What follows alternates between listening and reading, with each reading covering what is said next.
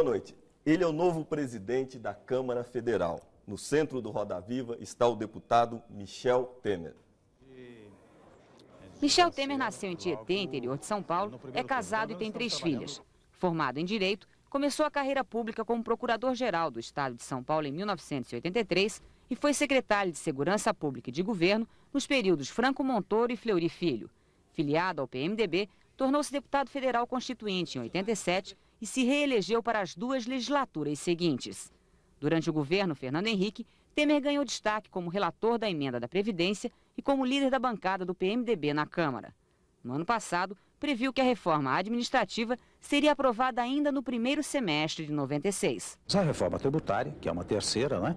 Esta talvez demore um pouco mais. Eu acredito que até o fim do semestre também teremos votado a reforma tributária. Mas os trabalhos atrasaram e essas reformas continuam sem ser votadas. A emenda da reeleição ganhou prioridade e Michel Temer garantiu a aprovação do texto, reunindo os votos necessários dentro do PMDB, mesmo contra a vontade dos caciques do partido. Depois, apoiado pelo Palácio do Planalto, Temer conquistou a presidência da Câmara e assumiu, prometendo prioridade para as reformas propostas pelo governo. Ou seja, as reformas administrativa, tributária e do judiciário e ainda para a lei da abertura das telecomunicações. Michel Temer é o terceiro na linha sucessória do poder. Ele assume o governo na ausência do presidente Fernando Henrique e do vice Marco Maciel. Bem, para entrevistar o deputado Michel Temer, nós contamos essa noite com uma bancada de jornalistas bastante importantes. O Meval Pereira, que é diretor de redação do jornal O Globo. O Rui Xavier, que é coordenador de política do jornal O Estado de São Paulo. A Dora Kramer, que é colunista de política do Jornal do Brasil. A Vera Souto, repórter da Rede Cultura. O Clóvis Rossi, colunista da Folha de São Paulo.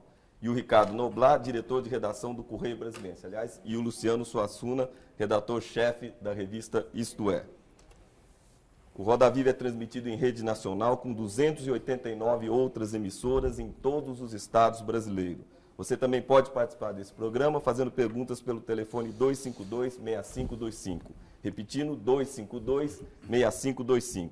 Se você preferir o fax, use o número 874-3554. Repetindo para você, 874-3454. Nós ainda podemos receber as suas mensagens via internet através do seguinte endereço, rodaviva@tvcultura.com.br. rodaviva@tvcultura.com.br. Boa noite, deputado. Boa noite, Matias. Deputado Michel Temer, o senhor assumiu a sua gestão na presidência da Câmara num período, digamos assim, movimentado da política brasileira. Quer dizer, a Câmara e o Congresso estão animados. Como é que tem sido para o senhor esse período, esse curto período da sua gestão até agora? Olha, você sabe, Matias, que foi um teste extraordinário assumir exatamente nesse período. Nós estávamos assumindo com o compromisso, digamos assim, de levar avante o segundo turno da emenda da reeleição. A emenda da reeleição, politicamente, é uma emenda extremamente polêmica, não é? Com muitos deputados favoráveis, mas uma oposição também ferrenha. E, nesse sentido, logo a sessão em que se deliberou sobre a reeleição foi uma sessão bastante agitada, não é? De modo que, digamos assim, é útil, né? É útil você assumir a Câmara num momento de muita movimentação, especialmente no instante em que ainda persistem a votação de várias reformas constitucionais. Deputado, esse é um momento também em que a Câmara reclama da independência com relação ao Executivo. O senhor foi eleito, na sua eleição o governo federal se envolveu fortemente e claramente. O senhor não acha que é complicado que o senhor, na presidência dessa Câmara, garantir a independência desse poder em relação ao Executivo, que tanto trabalhou pela sua eleição? Olha, você sabe, Dora, antes do governo trabalhar pela minha eleição, eu trabalhei muito pela reeleição, não é? Então, o que o governo me deu, na verdade, foi um apoio, tendo em vista um apoio convencido que eu tenho de que a tese da reeleição é uma coisa útil para o país. E eu sou de uma área, que é a área jurídica, que presta muita obediência a certas formalidades, especialmente de nível constitucional. Então, eu tenho dito isso durante a minha campanha, continuo dizendo que eu vou prezar muito o princípio da independência e harmonia dos poderes, porque, no geral, quando se fala na Câmara dos Deputados de independência dos poderes, a ideia que se tem é de contraposição. Quer dizer, quando se fala em independência, é como se o Poder Legislativo tivesse que ser um opositor do Executivo. Quer dizer, o senhor é o presidente da Câmara, o senhor não sente dever de lealdade com relação ao governo. O senhor não é um presidente de Câmara, digamos assim, quer dizer, ligado ao governo? Sim, eu sou um presidente de Câmara nos termos constitucionais. Como o presidente da República é um presidente nos termos constitucionais. Não é? Na verdade, ninguém... Deputado, isso é mais ou menos óbvio que ambos são nos termos constitucionais e não conheço nenhum presidente de Câmara que em algum momento tivesse dito, principalmente de público, que fosse contra a independência do poder que ele chefia. Concretamente, o grande problema, o problema conjuntural imediato do Legislativo é que ele se transformou no mero carimbador de papéis que vem do Executivo. Não discute nada, as MPs, quando chegam, ou não são apreciados ou são aprovados, que tudo que vem do Executivo passa pelo Congresso com a maior tranquilidade. No Senado há pelo menos um movimento retórico ou não em favor de uma limitação das MPs. Eu queria saber, na Câmara, se o senhor vai trabalhar nesse sentido ou vai ficar só nessa declaração retórica de independência que todo presidente da Câmara faz quando assume? Olha, são dois temas distintos que você aborda, Clóvis. O primeiro deles diz respeito a referendar, né? Aquilo que veio do Executivo. Eu quero tomar a liberdade de dizer a você que o Legislativo modificou muito tudo que o Executivo propôs, mesmo na gestão do presidente Luiz Eduardo Magalhães. As reformas constitucionais propostas pelo Executivo eram de um teor completamente diverso daquelas que vieram à luz, vieram com muitas modificações colocadas pelo Poder Legislativo. E no tópico a reforma da Previdência, por exemplo, que o senhor foi relator, mudou completamente. Mudou completamente. E para pior, segundo a opinião de muita gente. Como é que o senhor vai tratar quando ela voltar do Senado e se ela for realmente modificada para voltar ao projeto original do governo? Bom, eu vou tratar agora como presidente da Câmara, portanto, com imparcialidade. Será nomeado seguramente um outro relator, mas o caso da Previdência é um caso típico. A proposta feita pelo Executivo foi uma proposta que recebeu muita resistência da sociedade. Setores sociais se organizaram, pressionaram os deputados em várias questões que o Executivo, que o governo queria modificar, não foi possível modificar. Já no primeiro momento, quando foi relator o deputado Helder Ribeiro, houve modificações substanciais no projeto original do Executivo. No segundo instante, quando eu avoquei a relatoria, já que a relatoria cabia ao PMDB, eu relatei um projeto elaborado pelos líderes e, neste momento, em muitos temas polêmicos, houve votação no plenário e o plenário derrubou várias das teses. A posição do Congresso ou da sociedade hoje em relação a esse projeto da Previdência? Olha, é provável. Você sabe que o processo legislativo há de ser sempre um processo mais ou menos lento. Essa história de pretender sempre que o Congresso seja, digamos assim, um fabricante de leis é um equívoco.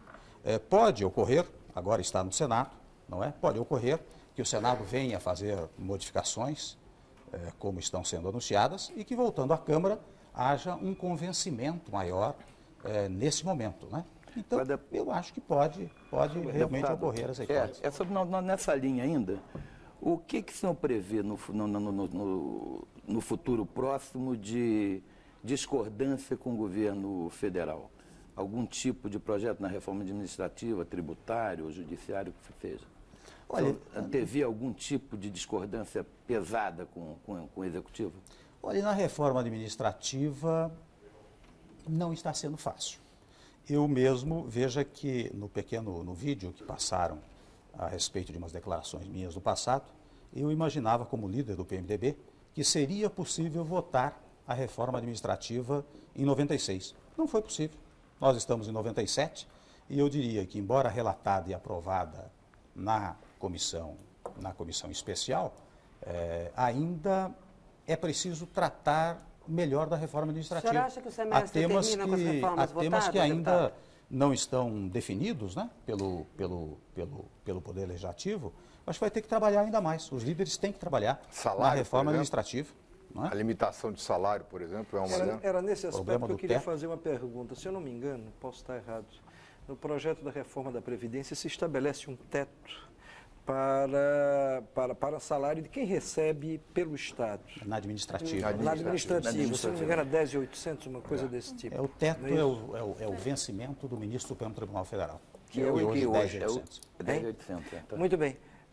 Nós temos o caso de 140 deputados na Câmara que a soma do salário de aposentadorias que eles têm é uma soma muito superior a esses 10.000 estabelecido como teto. O senhor está encontrando muita resistência por conta disso dentro da Câmara, esse projeto, ou isso é um problema que está sendo contornado? Este é um problema que eu creio que será contornado, não é? Eu acho que os deputados ficarão convencidos de que... Eles estão dispostos a abrir mão, se isso for aprovado, do que eles recebem hoje da soma da remuneração como deputado e de aposentadoria? Vai depender muito, né, Noblar, da reunião que as bancadas farão. A condução desse processo será dos líderes, não é? Na oportunidade que eu era líder, eu tinha tratado dessa matéria, e a matéria do teto era uma matéria ainda polêmica, mas já começava a transitar com maior facilidade. Eu acho que se o país continuar num ritmo de controle da inflação, a história do teto acaba ficando amenizada. Deputada, o problema do teto a reforma administrativa... no sistema inflacionário, aí fica realmente difícil. Olha, ela parou por causa da reeleição, foi preciso dar uma freada na tramitação dela, porque senão a reeleição ficaria prejudicada, e parou também por causa das dificuldades criadas por esses mesmos deputados na questão do teto. Quero saber o seguinte, a reeleição é um problema superado, depois que ela passar para o Senado, está resolvida. A questão dos deputados não é um problema superado, a menos que o senhor me diga o que aconteceu do ano passado para cá, para que esses 140 deputados, de repente, estivessem dispostos a votar a favor da reforma administrativa. Por que ela vai passar? Não, mas eu não quero dizer a você que tenha havido modificação, não é? Por enquanto, eu não sei dizer a você qual é a orientação desses deputados. E até nem sei, nós estamos falando em números aqui, eu não tenho certeza se são realmente 140 aposentados. De vez em quando, na Câmara, assim, informação do Ricardo Noblar. Surgem uns números, né? E realmente o número que anda, o número que anda pela imprensa é exatamente esse. Mas surgem uns números que, né, tornam-se cabalísticos. É um número X. Eu nem sei se são 140, não é? Mas que há alguma resistência, não há dúvida. Mas eu quero dizer que a resistência também não é, vamos aqui convir, não é apenas dos deputados. É claro não tem que todos aqueles que têm uma preocupação com os aspectos salariais, muitas vezes pessoais, né, opõem alguma resistência. E essa resistência acaba repercutindo... Mas o senhor pessoalmente é favorável a esse teto, no caso dos deputados? Eu não teria objeção. Confesso que não teria. Eu volto a dizer que se nós estabilizarmos... Mas não teria objeção, que significa que o senhor é a favor... Ou é apenas uma forma que o senhor tem de escapar da pergunta? Eu hoje voto abstenção, né, por dever regimental. Quer dizer, quando o regimento estabelece que o presidente deve votar abstenção, é exatamente para revelar que o presidente preside a toda a casa. Portanto, não pode ser contra nem a favor. Mas se eu fosse deputado, eu votaria a favor. Por falar em números, deputado, a Datafolha fez uma pesquisa entre 11 e 13 de dezembro e constatou que 45% dos brasileiros considera a atuação da Câmara, mais precisamente, 45% regular, e foi o maior montante identificado nessa pesquisa, sendo que 25% considera ruim e 21% apenas aprovada, 8% não souberam responder. O que se pretende fazer agora nos 2 anos que o senhor vai estar à frente da Câmara para tentar mudar um pouco essa imagem? Olha, em primeiro lugar, eu quero dizer a você que esse dado de 45% regular e 20% bom já é um dado extraordinário para o Regular, Congresso. 45%? Não foi regular, 45%? E o senhor acha bom? Pelo seguinte... Já foi pior. O que acontece já foi é o seguinte... É o pior dessa legislatura, é o pior. Pelo seguinte, o que ocorre normalmente é o seguinte, o Legislativo é o poder mais sujeito, digamos assim, à crítica popular. Não há a menor dúvida, o Legislativo é um lugar onde as pessoas entram, né, sem marcar audiência, sem bater na porta. Quer dizer, o Legislativo é mais sujeito a esta apreciação popular. Eu acho que na gestão passada do Luiz Eduardo houve um certo respeito pelo poder legislativo. É claro que o que o Legislativo tem que fazer é trabalhar, não é? Nós estamos tentando fazer isso, eu vou tentar fazer isso, eu vou tentar estabelecer fórmulas que agilizem as reformas. Eu, pessoalmente, estou convencido que as reformas são importantes para o país, portanto, reforma administrativa, reforma previdenciária. A reforma tributária, eu tenho alguma dúvida, porque o governo já fez muita coisa que por legislação ordinária. Aliás, desde o primeiro momento, eu dizia que por legislação ordinária e por legislação complementar seria possível tratar de muitos temas que estavam na reforma tributária. Em que medida essas reformas, o futuro delas pode depender do Supremo no que diz respeito ao entendimento de cláusulas como garantias e direitos individuais, as famosas cláusulas pétreas da Constituição? Olha, este é o problema sério. Quer dizer, na reforma administrativa, por exemplo, no primeiro instante, o que se pretendeu foi estabelecer uma emenda constitucional que, a meu modo de ver, violava direito adquirido. Não é? Por exemplo?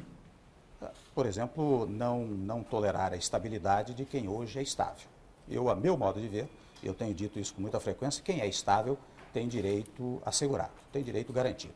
não há como se violar a estabilidade, o sujeito vai ao judiciário e vai ganhar. Esta é a minha impressão, porque a tese que havia aí é de que contra texto constitucional não há direito adquirido. Mas aí é um equívoco, porque esta emenda constitucional, ela não é uma constituinte originária. Portanto, ela está subordinada aos padrões constitucionais. Esta é uma resistência de natureza jurídica. O que se fez no relatório do deputado Moreira Franco depois de várias reuniões? Estabeleceu-se uma fórmula que, de alguma maneira, preserva a estabilidade. Eu devo reconhecer até que no terceiro dos itens, que é a demissão pela chamada insuficiência de desempenho, pode haver a tentativa de demitir estáveis. E daí, a meu modo de ver, esta hipótese violaria... E os ditos 140 deputados que estariam ganhando acima desse teto proposto aí na reforma, esse ganho acima já não estaria sendo, por exemplo, considerado pelo Supremo como direito adquirido? Este vai ser outro tema. Seguramente quem já esteja, por exemplo, quem tem aposentadorias acumuladas, não é? Não é o caso de quem já está percebe a aposentadoria com vencimentos, né? Mas quem tem aposentadorias já acumuladas, isso vai dar discussão jurídica. Então não vai mudar nada, deputado. Como é que muda o Estado sem mudar coisa nenhuma? Não, olha, aí é o seguinte, viu? Eu acho que quando você quer preparar um caminho de reforma, você tem que projetar um pouco para o futuro. Nos sistemas democráticos, é muito comum que você faça emendas constitucionais, reformas, estabelecendo um período de transição. O período de transição é um período de adaptação, não é? Agora, nos sistemas, digamos, revolucionários no sentido de transformação por golpe de Estado, né? Daí você rompe com a ordem jurídica. Em que pé está o projeto de extinção do Instituto Parlamentar da Previdência dos deputados do IPC? Bom, foi aprovado, né? Agora tem um prazo de, vamos dizer assim, de liquidação do IPC, não é? Vai até o final dessa legislatura para garantir o direito a todos os deputados que estão lá hoje. Presidente, garante os direitos até o final não é do mandato? Eu não entendi. Perdão. O Instituto, ele está extinto, mas ele vai sobreviver até o final deste mandato e garante o direito de quem já adquiriu o direito. Não tem mais direito. Tá, mas esses que vão ficar o resto da vida recebendo. Não. Os que estão em primeiro mandato, os que não completaram, porque no sistema atual, quem tinha 8 anos, portanto 2 mandatos, tinha uma aposentadoria, a possibilidade de uma aposentadoria proporcional aos, 8, 35 avos.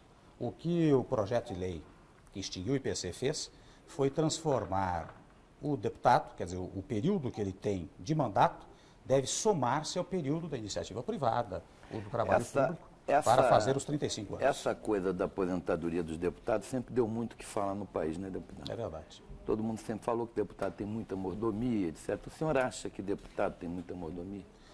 Olha, aí sabe o que acontece? É difícil tratar desse tema num país ainda muito pobre.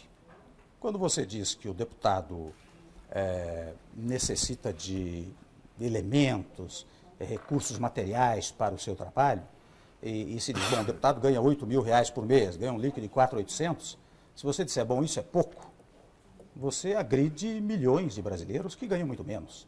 Então, eu acho que as condições hoje de trabalho do deputado são condições razoáveis.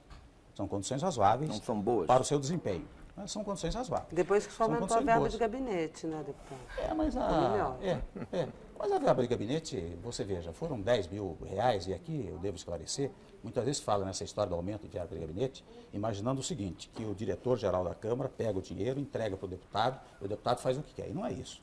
A verba de gabinete significa que você contrata alguém por um valor X, se não contratar, não tem o pagamento, e a Câmara é quem paga. Mas dá para fazer milhões de maquiagem. Agora, você contrata sua mãe, sua tia, dá para fazer. Agora, presidente, o presidente do Senado... São abusos que você tem que tentar coibir, não é? E aí, mas não tem como disciplinar isso, porque eu achei um pouco isso que o novo presidente do Senado fez ao contrário, né? Cortou salário, cortou emprego, cortou não sei o quê.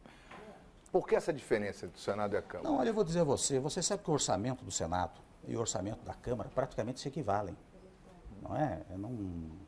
O que o presidente do Senado fez, e naturalmente fez com muita adequação, foi demitir o pessoal que estava lá à disposição do gabinete. Na Câmara não tem isso, né? Não, presidente?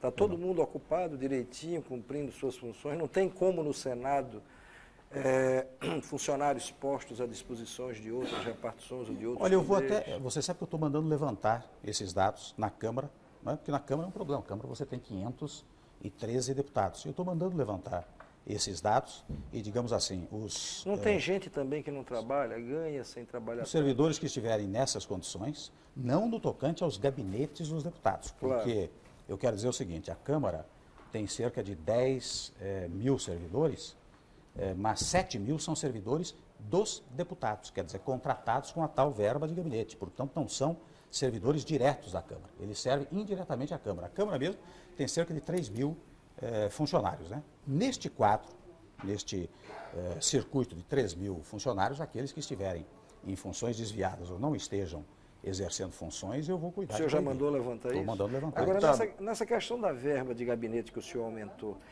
com ela o deputado, enfim, pode contratar pessoas que julguem indispensáveis à sua assessoria. Agora, como coibir abusos? Tipo, por exemplo, no Senado, foi descoberto agora pelo senador Antônio Carlos Magalhães, que tinha até um capataz de fazenda do ex-presidente do Senado, o senador José Sarney, ganhando na folha do Senado, no gabinete do próprio presidente do Senado, e naturalmente como capataz ele não tem tantas funções a exercer assim dentro do Congresso. No caso da Câmara, e aliás eu leio aqui pela pesquisa feita que o senhor se solidarizou com o deputado Vigão, o deputado Vigberto Tartucci de Brasília, apesar dele ter sido flagrado contratando como funcionários seus de gabinete o segurança, a empregada doméstica, o vigia da casa dele. O senhor acha isso correto?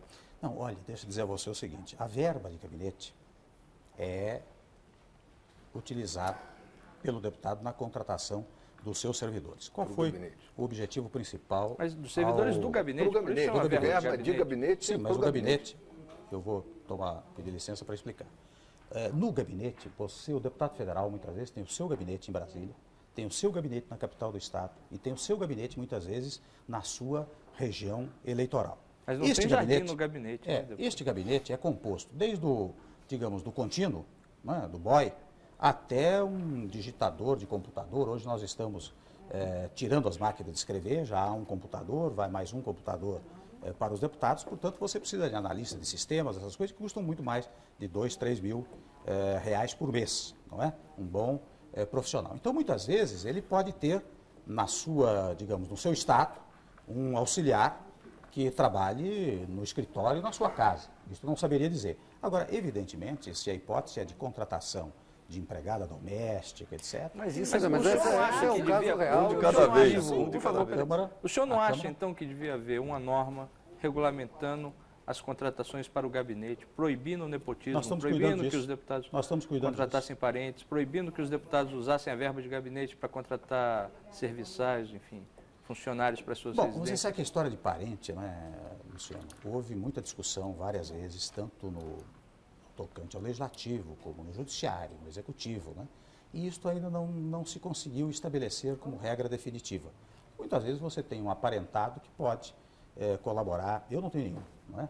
Mas muitas vezes você pode ter um aparentado que pode colaborar com a sua atuação. Isso nós não conseguimos impor nem para o legislativo, nem para o judiciário, nem para o executivo, né? Então, na verdade, é uma matéria que está sendo objeto de apreciação.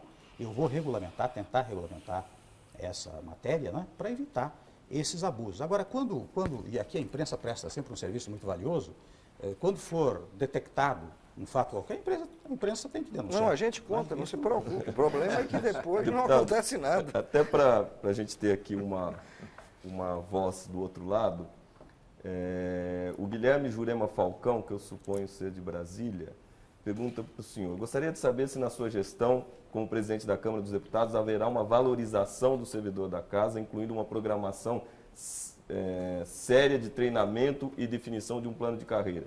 Sou absolutamente favorável à reforma administrativa e entendo que no seu bojo dever-se-á buscar principalmente a melhoria do servidor público.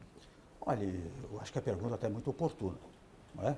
E muito sugestiva, porque realmente os planos, os cursos de valorização profissional deverão ser uma constante da Câmara. Eu não tenho, confesso, vou ser muito franco, eu estou há 15 dias, 20 dias na presidência da Câmara, ainda não tenho um plano de como, digamos, especializar e melhorar o serviço da Câmara. Mas, sem dúvida alguma, isso será feito. A valorização profissional, não é? Ele não fala em valorização salarial, a valorização profissional do servidor da Câmara seguramente será objeto da nossa preocupação. Eu estava querendo voltar à questão das reformas. O senhor disse que nas democracias, sem ser em sistemas revolucionários, a gente pode fazer reformas a longo prazo.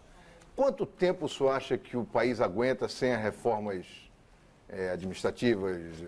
Olha, o senhor acha que o déficit público aguenta mais infinitamente? Para o meu gosto, nós faríamos uma reforma que passasse a vigorar a partir de agora. E eu digo por quê.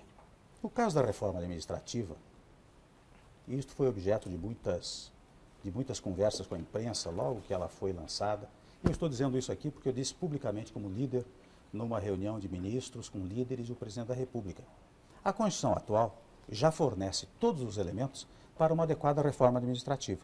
O artigo 17 das disposições transitórias estabelece que, tão logo promulgada a Constituição de 88, todos aqueles nos estados, municípios, Distrito Federal e União que percebessem acima do teto fixado pela Constituição, deveriam ver reduzidos imediatamente os seus vencimentos e salários, e até tem uma expressão curiosa, embora fosse uma Constituição originária, diz assim, não se podendo invocar direito adquirido. Diz o artigo 17.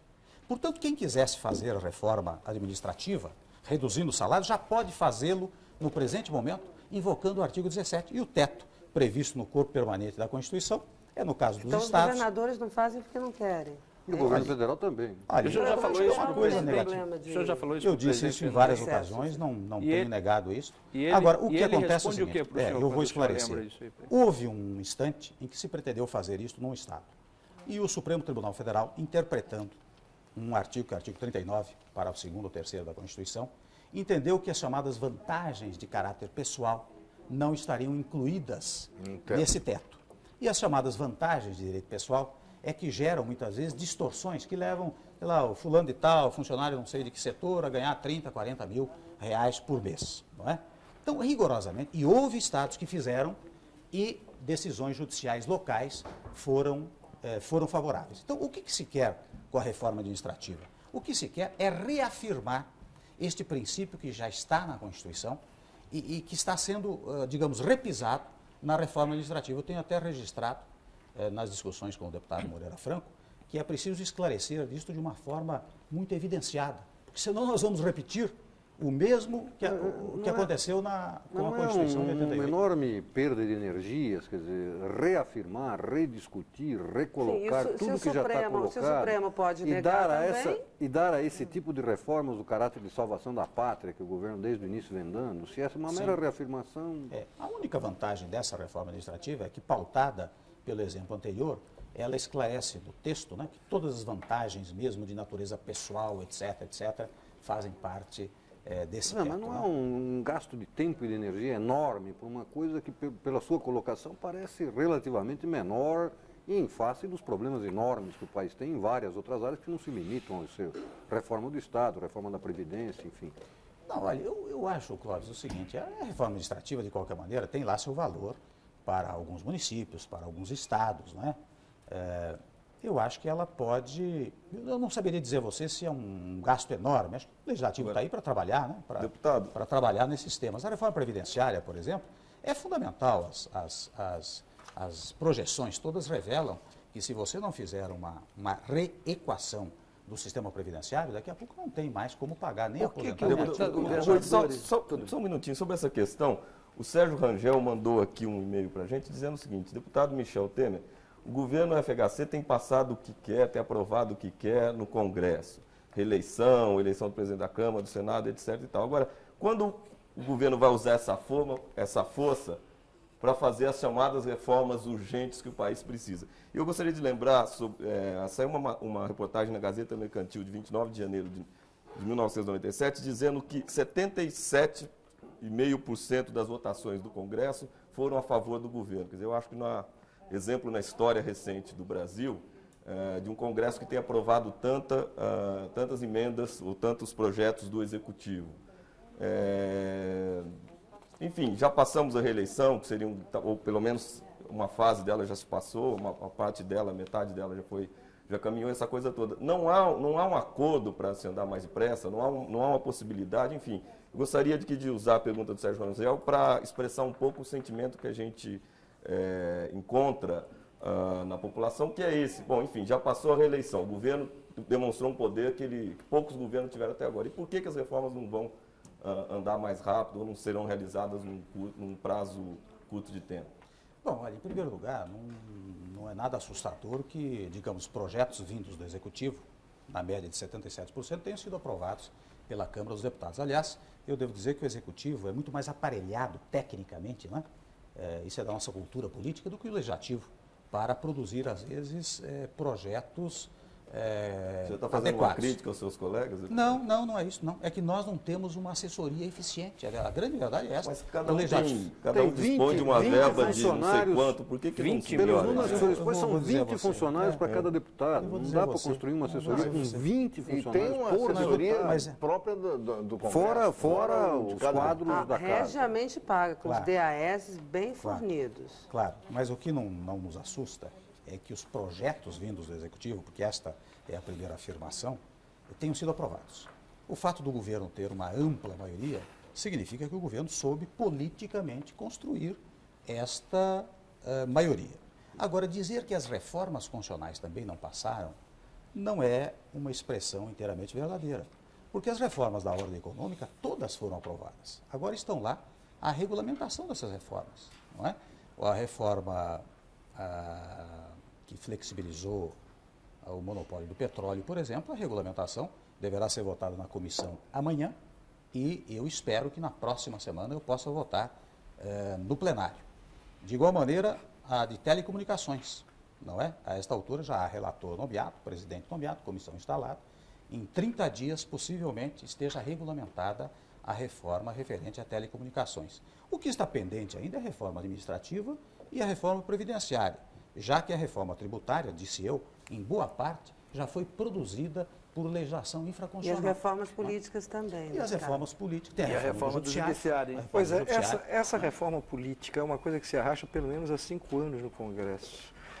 O senhor já deu várias entrevistas se dizendo favorável, por exemplo, favorável ao restabelecimento da fidelidade partidária, ao voto distrital. E recentemente, quando se pretendeu, se quis e até se obteve o apoio do PMDB ou de parte do PMDB para votar a reeleição do presidente da República, se acenou muito com essa reforma política que seria feita ainda de forma a valer para as próximas eleições.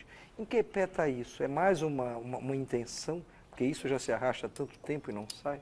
Não, eu acho que foi intenção no passado, viu, Noblar? Ao longo do tempo que se verificou em matéria de reforma política, foi o episódico, né? Quer dizer, você tem uma eleição próxima, então você estabelece normas para aquela eleição. Hoje já há uma consciência definitiva de que é preciso uma reforma definitiva.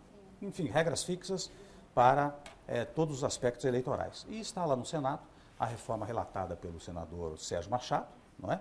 Está sendo discutida, deve ser aprovada lá no Senado e vem para a Câmara. Vindo para a Câmara, hoje eu tenho quase a mais absoluta convicção, pelo menos no que depender da minha atuação como presidente, que nós vamos realizar. Mas o senhor acha que esse Congresso muda as regras para a reeleição desse próprio Congresso? O senhor acha que vale? Não, eu acho que, com toda franqueza, eu acho que é capaz de fixar regras para os outros, para 2002. Para a próxima eleição, o senhor acha que ainda não? Porque eu vou dizer a você, basta tomar a hipótese do voto distrital, não é? Hoje, os deputados estão muito, digamos, voltados para a ideia do voto proporcional, não é? Então, dizer que eles possam votar neste momento o voto distrital para a eleição de 98, eu não vejo. Fidelidade partidária. Fidelidade partidária, deputado. Acho possível. Agora, deputado, o está num partido onde essa questão deve ser muito discutida, né? E a fidelidade partidária, o que o senhor acha desse aspecto aí? Eu sou a favor da fidelidade partidária. Agora, nos termos seguintes, ela não pode ser uma trava, um engessamento definitivo do parlamentar ou do integrante do partido àquele partido. O que significa isso? Aí entra a seguinte ideia. O partido, pelo menos supondo-se um Estado consequente, o partido é um conjunto da sociedade, né, uma parcela da opinião pública, que se reúne, pensa mais ou menos da mesma maneira, que quer chegar ao poder para implantar suas ideias, seja no legislativo ou seja no executivo. Ora, o partido pode mudar de programa, o integrante do partido pode mudar as suas ideias, então não é possível um engessamento definitivo. O que eu proponho em matéria de fidelidade partidária é que o parlamentar, o integrante do partido, obrigatoriamente, quando eleito, ele deve permanecer, digamos assim, 3 anos e meio, 3 anos e 4 meses, pelo menos sem poder, pelo menos um mandato. Mas quando chegar na próxima eleição, e antes do registro, ele pode ter a oportunidade de migrar para outro partido. Não pode mudar no dia seguinte. Não pode mudar no dia seguinte. Agora, porque se tivesse cada vez. Inclusive, a migração de partidos aqui na política brasileira é uma coisa enlouquecedora. Pois é, então só me tem uma razão que vai fazer um deputado abrir mão do seu direito, não vamos dizer assim, trair, né? Mas vamos dizer de mudar de opinião. Por que o deputado vai hoje chegar lá e dizer assim, não, agora eu quero fidelidade partidária? Você diz neste momento? Nesse momento, pois é, eu não ele votar a favor da fidelidade. Por que é que o Congresso, quer dizer, eu queria saber, na verdade, se o senhor acha que o Congresso é capaz de votar uma lei dessa, porque eu acho que as pessoas discutem reforma política como se fosse uma tese, e se não fossem esses deputados ditando as próprias regras, e sempre as regras serão mais favoráveis a eles. Na questão da reforma partidária, eu queria que o senhor me respondesse. Não, eu não acho que seja fácil isso daí, sabe, Dora? Eu não sei avaliar subjetivamente cada qual dos deputados, eu não sei qual é a posição, eu expressei aqui a minha opinião. Mas as coisas vão amadurecendo, quer dizer, no processo legislativo, as coisas, elas mudam historicamente. Então, é muito provável que num dado momento, eu estou de acordo, você está dizendo assim, o sujeito, o deputado, né, ele vota de acordo mais ou menos com seus interesses mais imediatos. Pragmaticamente. Ninguém é maluco. Mas o senhor acha que o clamor público já está interferindo nisso? Eu acho que nós estamos caminhando e temos necessariamente que caminhar para um sistema partidário mais consistente, mais sólido. Mas, deputado, não é uma contradição essa sua defesa da fidelidade partidária com o fato de o senhor ter apressado a coisa da reeleição quando o seu partido, em convenção nacional, supostamente o órgão supremo para tomar decisões, havia recomendado que o partido só tomasse decisões depois de 15 de fevereiro ou em fevereiro, etc. Enfim, que raio de fidelidade é essa em que o senhor desobedece uma decisão da instância suprema do seu partido? É que aí há graus de obediência, né, Clóvis? O que acontece é o seguinte, você tem nas convenções, assim como você tem nas reuniões de bancada, duas fórmulas. Ou você tem a chamada questão fechada, em que você não pode desobedecer, ou você tem a questão aberta. No caso da convenção do PMDB, a questão ficou aberta. Foi só uma recomendação. Aliás, a expressão utilizada foi exatamente esta, foi uma recomendação. Como recomendação, o que é que eu fiz, líder que era da bancada?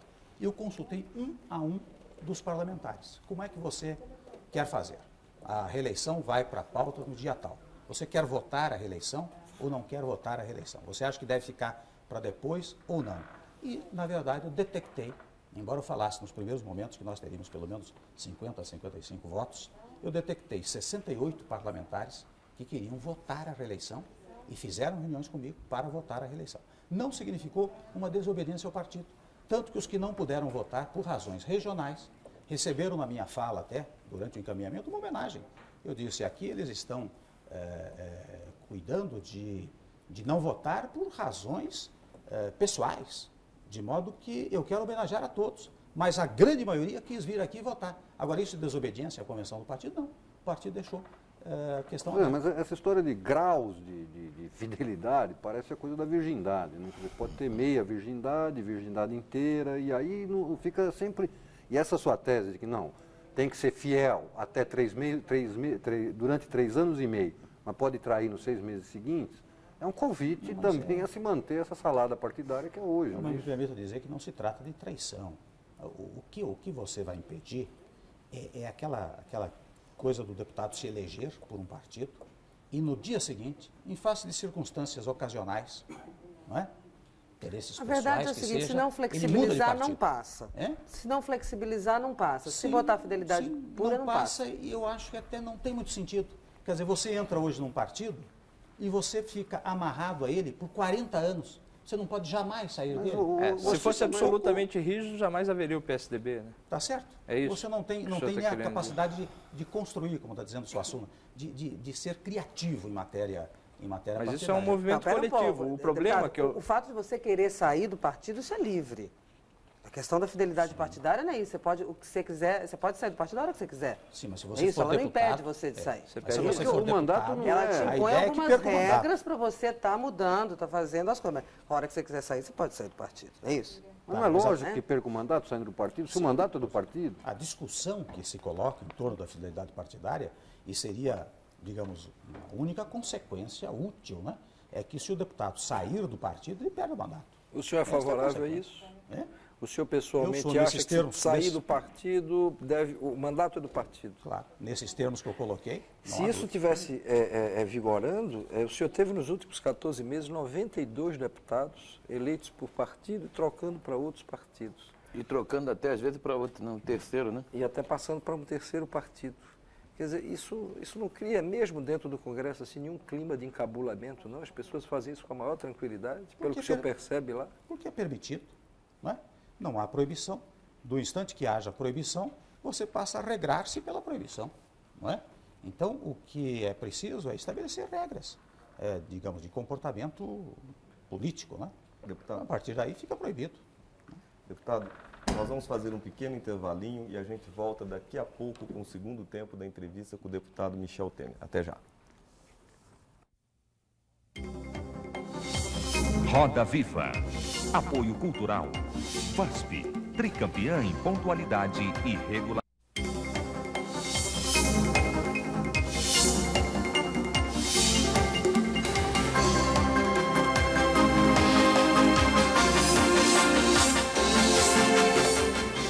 Bem, nós voltamos com o Roda Viva, que entrevista esta noite o presidente da Câmara Federal, o deputado Michel Temer. Você pode participar desse programa enviando a sua pergunta pelo telefone 252-6525. Repetindo, 252-6525. Se você preferir o fax, use o número 874-3454. 874-3454. Se você ainda quiser enviar a sua pergunta pela internet, utilize o seguinte endereço, rodaviva@tvcultura.com.br. rodaviva@tvcultura.com.br. Deputado, o Antônio Gugelmin, de Ribeirão Pires, que é comerciante, pergunta para o senhor o que o senhor achou da manifestação dos juízes de direito de todo o país contra as reformas na semana passada. Olha, aí tem um dado positivo, que é o seguinte, eu tive a ocasião de expressar isso até quando houve uma reunião da Associação dos Magistrados Brasileiros lá na Câmara dos Deputados nesse mesmo dia. Nós cedemos ao Espaço Cultural e nessa oportunidade eu disse que eu via com muito agrado essa participação dos juízes junto à sociedade, até porque lá estavam, Matinas, vários segmentos sociais presentes à mesa, não é? Então, quando o juiz, digamos assim, sai da sua cadeira e vai, de alguma maneira, participar da cidadania, eu acho uma coisa útil, não é? Porque uma coisa é a sentença que ele dá, a imparcialidade com que se manifesta, e outra é a participação nas questões sociais, quer dizer, ora ele age como juiz, ora ele age como cidadão. É evidente que a preocupação principal da magistratura está muito vinculada à ideia da reforma do judiciário, não é? Aos favoráveis e aos desfavoráveis à reforma do judiciário. Eu acho útil, eu vejo positivamente esse movimento. Agora, a opinião do senhor sobre a reforma do judiciário qual é? Olha, eu acho que o problema da reforma do judiciário está numa prestação jurisdicional mais rápida. O que o povo mais quer é eliminar, digamos assim, a área de litigiosidade. No instante em que o Estado vem pelo seu judiciário e diz, olha, fulano que tem razão, acabou, ninguém mais discute, isto diminui a área de litigiosidade social. E um dos caminhos tomados pela Constituição de 88 foi a criação dos chamados juizados especiais. Eu falo com muito agrado porque tive participação nessa matéria na Constituinte e regulamentei esse dispositivo por proposta de um projeto de lei. E hoje os juizados especiais já começam a operar. Aliás, o jornal O Globo, ontem, publicou uma reportagem, 2 ou 3 páginas, do juizado especial do Espírito Santo, do Rio de Janeiro, de Brasília, mostrando a rapidez com que estas questões são solucionadas. Então, a reforma do judiciário, a meu modo de ver, passa por essa agilização do processo de solução dos litígios entre os indivíduos. E passa também pela ampliação dos recursos materiais. Quer dizer, você pega um juiz federal aqui de São Paulo, por exemplo, ele tem sob sua jurisdição, num ano, cerca de 30 mil, 20 mil processos. Então fica quase materialmente impossível. Está faltando juiz, é isso? Está faltando juiz, está faltando estrutura para o judiciário, estrutura de apoio. Agora, o presidente... Está faltando dinheiro para pagar juízes e estrutura de apoio também. É verdade. O presidente do Supremo disse recentemente que a desobstrução da justiça dependeria do Congresso, no que se refere à aprovação do efeito vinculante. O senhor concorda com isso? O senhor concorda com o efeito vinculante? Olha, deixa eu dizer a você, eu já várias vezes me opus ao efeito vinculante. Ao efeito vinculante puro e simples. Não é? Porque, a meu modo de ver, aqui entra um critério meramente técnico. É que, na verdade, com a vinculação, você pode violar, por exemplo, o princípio federativo. No caso das decisões judiciais, há certas matérias que ultrapassam os limites jurisdicionais do Estado e outras que não ultrapassam. Quer dizer, o Supremo Tribunal aqui do Estado de São Paulo, para certas matérias, é o Tribunal de Justiça. Então, no instante que você tem as chamadas súmulas vinculantes, você impede que um tribunal estadual possa decidir soberanamente. De outro lado, estou dando aqui alguns argumentos desfavoráveis. De outro lado, você impediria, e era esta a minha argumentação, digamos assim, a criação jurisprudencial. Porque a suposição é que há 10 ou 11 membros, que são os membros do Supremo, que são pessoas do mais alto nível intelectual e jurídico, não é? Mas que eles ditam a regração e impedem que a jurisprudência se renove lá no juízo de primeiro grau, nos tribunais locais. Mas esta reforma do judiciário traz uma fórmula interessante, que me faz levar à conclusão de que talvez o efeito vinculante seja útil. Ela estabelece que, sem embargo da súmula vinculante, o cidadão que tiver uma decisão desfavorável poderá recorrer argumentando contra a súmula. E o tribunal produtor da súmula examinará essas razões. Se entender que, de fato, as razões são claras, são precisas, o que faz o tribunal? Ele dá provimento ao recurso e reformula a súmula. Então, digamos assim, ela fica uma súmula vinculante, mas nem tanto. Nesses termos, eu acho que a vinculação... que aí melhora, acelera a questão da justiça no Brasil. Claro, eu acho que poderá ajudar, sem dúvida alguma. Deixa eu voltar um pouquinho aqui à política, quer dizer, o PMDB, nessa votação da emenda da reeleição na Câmara, deu uma prova de grande fidelidade ao governo e deu um indício forte de que faz parte desse bloco, que possivelmente será o bloco que vai, na prática, botar na rua no ano que vem a campanha da reeleição do presidente Fernando Henrique. Tô certo ou tô errado? Quer dizer, o PMDB não vai ter candidato à eleição presidencial do ano que vem? Olha, há duas vertentes possíveis para o PMDB. É evidente que do instante em que o PMDB votou a reeleição, e no plano nacional você sabe que há uma aliança desde o início do governo, não é? Do instante em que o PMDB votou a reeleição, é porque alguns setores do PMDB entendem que o presidente da República poderá ter chance de se eleger e pode caminhar com o presidente. Uma aliança nacional com o PMDB não seria... O senhor defende isso? Olha, eu defendo o seguinte, se o presidente da República for candidato à reeleição, não é? E estiver bem posicionado perante a sociedade, que convenhamos, ele tanto pode ser um bom candidato, como pode ser um bom adversário. Se o Plano Real, por exemplo, não der certo, ele passa a ser um ótimo adversário para qualquer partido que queira se opor à sua candidatura. É uma questão de oportunidade. Claro. É uma questão de examinar lá na frente. Quer dizer, se o presidente estiver bem, nós vamos com ele. Se o presidente estiver mal, nós largamos a própria sorte. Mas é que o presidente, ou ele está de acordo, está produzindo bem para o país, ou não está produzindo bem. Quer dizer, o PMDB tem, como diz sempre o presidente do partido, um projeto de poder. Esse projeto de poder tanto poderá ser juntamente com o presidente da República, na reeleição, como poderá ser com o candidato próprio. Deputado, eu vou acompanhar o partido. Deputado, a respeito do PMDB, o Hélio Paiva, de Maracaí, aqui em São Paulo, estado de São Paulo, lá de Maracaí, lembra que o senhor, durante um certo tempo, participou da ala coecista, vamos dizer assim, do partido.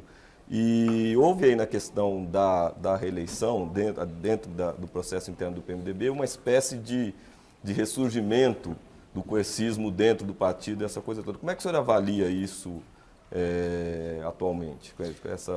Essa facção dentro do partido, como é que ela está? Tem chance de se retomar o controle do partido? Não tem chance?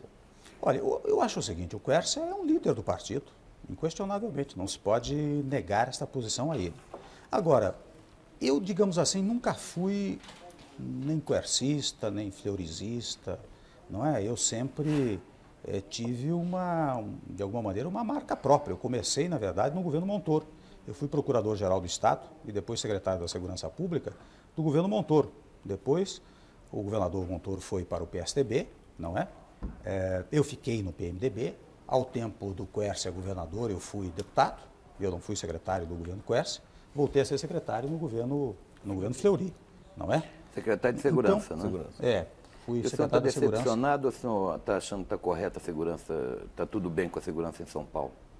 Como é que você está? Olha, esse é um tema complicado. O tema da segurança aqui em São Paulo é um tema complicado.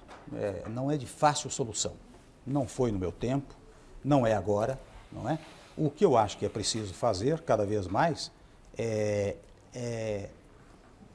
enfim, da minha experiência de secretário, é ostentar o policiamento e fazer especialmente o povo participar das questões de segurança. Na minha primeira gestão como secretário da Segurança, sendo o governador, hoje deputado federal Montoro, nós criamos os chamados Conselhos Comunitários de Segurança, que deu um resultado extraordinário. Você reunia o delegado da região, o comandante da PM da região e a comunidade. E a comunidade vinha trazer as suas principais queixas. E isto funcionava muito para orientar a atuação da segurança pública, não é? E essa tentativa de trazer o know-how da Polícia de Nova York para tentar atuar aqui em São Paulo, o que o senhor acha dessa ideia? Eu não sei porque o assunto Quércia puxou o assunto Secretaria de Segurança Pública, mas se o senhor depois pudesse retomar a questão do Quércia. Eu queria retomar a questão do PMDB. Eu também. Então vamos. Então, peraí, então vamos fazer pela ordem. Ele encerra isso, volta ao Quércia. Por favor, pela ordem. O senhor responde. A história de Nova York, né? Realmente, acho que o que se faz lá em Nova York é cuidar de uma coisa que é fundamental também para a segurança pública, tentar cuidar do problema social. Sabe que lá o prefeito, eu agora não me recordo o nome, mas ele, quando foi cuidar da segurança pública, ele logo verificou, olha, se tirar mendigo da rua, não é? Se punir os pequenos delitos, você começa a organizar a sociedade, não é? E com isso, você organizando a sociedade municipal, no caso, você acaba evitando os grandes delitos, né? Eu acho que é uma coisa, talvez transferível aqui para São Paulo. Acho que valeria a pena. Pronto, posso Noblar. Era o assunto puxou outro, era voltar à questão do Quércia, quer dizer, o senhor estava dizendo que não, pelo que eu estava entendendo, nunca fui estreitamente ligado ao governador Quércia, embora reconheça a importância dele dentro do PMDB. Claro. Pelo que o senhor percebe dentro do PMDB hoje, na hipótese do presidente da República ir mal e o PMDB abandoná-lo, quais seriam os nomes com mais força hoje para disputar essa sucessão? O Quércia teria força? É difícil dizer, né, Noblar? Você sabe que há perspectivas, por exemplo, do ex-presidente Itamar Franco vir para o PMDB, pelo menos esta é uma luta... O senhor se agrada dessa ideia? Muito intensa do presidente Paes de Andrade. O senhor é favorável a isso? Eu não tenho nenhuma objeção ao ex-presidente. Nenhuma objeção trai completa falta. Não, o que tem aí? Vamos falar nos nomes. Tem o Itamar, tem o Sarney. O ex-presidente José Sarney, que até nas pesquisas populares, né, traz um índice muito favorável, né? E outros que possam surgir ao longo desse tempo. Seja sincero, eu não vi nenhum entusiasmo da sua parte com essa coisa do Itamar entrar no PMDB. Ou eu me enganei? Não, porque ele ainda não está no PMDB. Não, mas se depender do senhor, ele virá, o senhor quer que ele venha? Não? Se depender de mim, ele virá. Ele enriquecerá os quadros do partido. Não sei se ele poderá ser candidato ou não. Esta é uma outra questão a ser examinada talvez daqui a um ano. Vamos voltar àquele negócio do PMDB, que eu queria entender direito. Eu também. O apoio do PMDB ao governo não é um projeto, é um projeto que dá certo. Na hora que o projeto der errado, o PMDB tira esse apoio, não, é isso? Não. O apoio ao presidente da República é uma possibilidade, não é? É uma realidade. Sim, é uma possibilidade. Não, o apoio ao governo Fernando Henrique é uma realidade. O apoio ao candidato Fernando Henrique é uma possibilidade muito forte.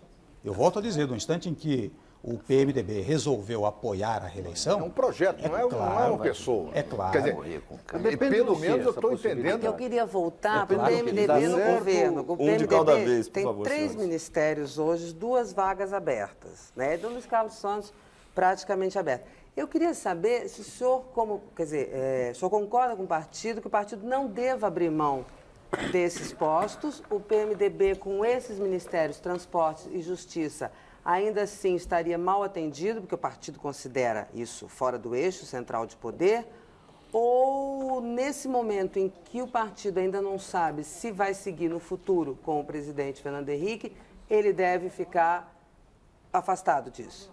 Olha, eu vou dizer o seguinte, a tendência natural é o PMDB no plano nacional fazer uma aliança com o presidente Fernando Henrique. Pelo menos se dependesse de mim, eu diria, se nós não tivermos um candidato em condições de disputar a eleição, esta aliança não seria ruim para o PMDB, ela seria útil. Agora, eu não posso falar pelo partido.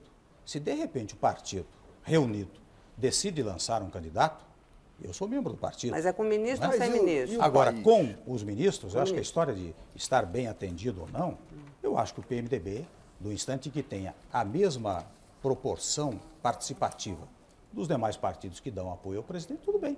Isso significa que se não apoiar, sai do governo também, né? Nós estamos com o Ministério da Justiça, o Ministério dos Transportes e o Ministério da Coordenação Política. Está de bom tamanho ou o senhor acha que precisa mais? Eu acho que é razoável, são pastas importantes. Mas menos não pode ser não, né? Menos não. Não, mas nunca se cogitou. Veja que o presidente até recentemente no exterior, né, disse Justiça e Transportes, eu vou manter o PMDB. Mas o que eu não entendi direito, ainda reafirmou isso. Essa história do se tiver bem, quer dizer, o senhor disse que o PMDB tem um projeto de poder, reproduzindo palavras do presidente do partido, Paz de Andrade. Mas, ao mesmo tempo, diz que se o PMDB não tiver um candidato, ele tem uma grande possibilidade de ficar com o presidente Fernando Henrique, que de resto é óbvio, que se não tiver candidato também não tem outra alternativa, porque com o Lula ou o Tarso Genro certamente não vai ficar. Então, eu queria saber que diabo de projeto de poder é esse que depende do Fernando Henrique e ainda por cima do Fernando Henrique estar bem ou mal perante a opinião pública, aparentemente. O partido não tem oposição, não tem posição. Ele simplesmente adere a quem está bem ou sai de quem está mal. Deixa eu dizer a você, eu não posso falar pelo partido. Não, eu estou perguntando ao senhor, não estou querendo a definição pessoal do PMDB. Não, mas aí foi uma frase do senhor. É só para o senhor. Eu estou dando uma opinião comentar pessoal, que a meu modo de ver... Se o senhor quiser retirar a frase, não, pelo contrário. Se o senhor quiser manter... Não, pelo contrário, vou reafirmá-la. Vou reafirmá-la como é do meu estilo. Vou reafirmá-la. O que eu quero dizer é o seguinte, eu analiso a posição do PMDB desta maneira. Quando nós fomos dar, estou sendo um pouco repetitivo, mas só para ser mais claro, quando nós fomos dar a reeleição, nós demos a reeleição para o presidente Fernando Henrique, é claro que há um projeto de uma boa parte do PMDB no sentido de acompanhar a reeleição do presidente Fernando Henrique. E acho que uma boa parte do partido vai caminhar nessa direção. Agora, eu estou prevendo hipóteses. De repente o partido lá adiante tem um candidato. Daí o que é que faz um membro do partido, que é deputado federal como eu? Rompe com o partido e vai apoiar um candidato? Isto não pode fazê-lo. A meu modo de ver, se o PMDB tiver um candidato, eu sou obrigado a acompanhar. O que o senhor diz é o seguinte, então, para resumir, que se o governo estiver bem e o senhor como presidente da Câmara vai trabalhar para isso, para aprovar as reformas, etc., o grupo de vocês, que é esse grupo pró-governo, vai conseguir ganhar a convenção nacional e nessa hora, então, vai apoiar a candidatura do presidente. É isso que o senhor quis dizer? É possível que nós ganhemos a convenção nacional. Eu não saberia dizer, não é? Eu, nesta hipótese, na última convenção, por exemplo, foi um grupo muito determinado a pleitear que a convenção apoiasse a reeleição e não ganhou. Agora, a recomendação foi em outro sentido. Presidente, o presidente Fernando Henrique declarou há 3 semanas já que esses 3 ministérios são do PMDB, que a reforma ministerial, enfim, são vagas que cabem ao PMDB. Por que o PMDB demora tanto para poder indicar os nomes? Não, porque você está com um interino que está aí há 6 meses. Aí é uma decisão do presidente, né, Luciano? Você veja o seguinte... Mas o senhor não indicou ninguém? Não, eu na verdade, tive uma conversa com o presidente em que este assunto foi abordado, mas ele disse muito claramente que depois do primeiro turno da reforma administrativa, ele vai cuidar da presença do PMDB nesses 2 ministérios. Gente, eu não posso. Era depois da reeleição, agora já é depois da reforma administrativa. O senhor não acha que ele vai empurrar com a barriga, isso até o final, acaba o primeiro governo, aí ele negocia o PMDB para vir apoiar, porque aí no segundo pode ser que... O presidente terá, como sempre teve, habilidade para trazer... Não, o senhor confia que ele vai dar mesmo, vai preencher essas vagas? Eu confio. Porque eu não sabia desse negócio, que não podemos, já era reforma administrativa. O que eu não posso é exigir, quer dizer, eu não tenho condições de exigir do presidente, o regime é presidencialista. Não posso chegar lá e dizer, olha, o ministro vai ser fulano, etc. Isso não é possível. Agora, né? O presidente tem que chamar, e naturalmente chamará a mim, suponho que chamará, e chamará outros líderes do partido. Nenhum tipo de pressão? O partido não faz nenhum tipo de pressão? Quer dizer, não tem uma conversa com o presidente da República? Esta questão que a Dora acabou de dizer, afinal, quando é que vai fazer o ministério? Isso é uma coisa, é verdade que ele está esperando Sarney voltar da Europa, deputado? É verdade que ele está esperando Sarney voltar da Europa para... Não, olha, eu suponho que o ex-presidente Sarney será consultado. Vários líderes do partido serão consultados, não é? E acho que ele fará bem de consultar vários líderes, né? Tanto que ele disse, será do PMDB e eu vou consultar fulano, Beltrano, etc. Só um minutinho, só para terminar a questão do... no caso do PMDB não ter candidato a presidente, quer dizer, o principal cargo em disputa para o PMDB passará a ser o governo de São Paulo. O senhor é candidato? Olha, tem vários telespectadores que enviaram essa pergunta aqui, tá? Não sou. E nunca fui candidato a nada, uma coisa curiosa, né? Nem a presidente da Câmara, nem a líder do PMDB. É verdade, Dora. Bom, então está explicado. Então está explicado. Tudo isso é um grande equívoco. Sim, as coisas vão acontecendo. As coisas vão acontecendo. Não é? Eu não... bom. Mas o senhor pode vir a querer. O senhor agora fala... Olha, digamos que não é uma coisa que... Todos os presidentes da Câmara... Não é uma coisa que me mobiliza. Mas se você se sente pronto. Qualquer coisa, se o partido convocar... Deputado, William Rafael pergunta o seguinte para o senhor. O presidente do Senado assumiu... fazendo um discurso contra o excesso de medidas provisórias, essa coisa toda. Então, eu quero saber do senhor como é que o senhor pretende agir no caso do excesso de medidas provisórias do governo. Olha, eu tenho uma história a respeito disso, uma história pessoal antiga a respeito das medidas provisórias. Em primeiro lugar, durante a Constituinte, eu fui daqueles que mais combateu a medida provisória, mostrando, e tenho vários pronunciamentos da tribuna, mostrando que a medida provisória era pior que o decreto-lei, porque o decreto-lei ainda tinha uma matéria restrita sobre a qual podia legislar. A medida provisória podia legislar sobre tudo. E por que surgiu a medida provisória? Surgiu porque ela veio no bojo de um projeto parlamentarista de governo. E no parlamentarismo, a medida provisória, com ele se compatibiliza. Por quê? Porque o executivo no parlamentarismo está dentro do parlamento. Então, com o parlamentarismo, tudo bem. Agora, depois converteu-se em projeto presidencialista e se manteve a medida provisória. Daí, bom, eu combati quanto pude, nós fomos vencidos. Depois eu assumi a liderança do PMDB, o que é que eu fiz? Eu reuni a bancada e nós produzimos uma emenda constitucional que reduz, já agora sim, reduz o campo material de incidência da medida provisória. Este projeto se juntou a vários outros projetos, criou-se uma comissão especial e hoje tem um substitutivo, que até foi relator o deputado de São Paulo, Luísio Nunes Ferreira.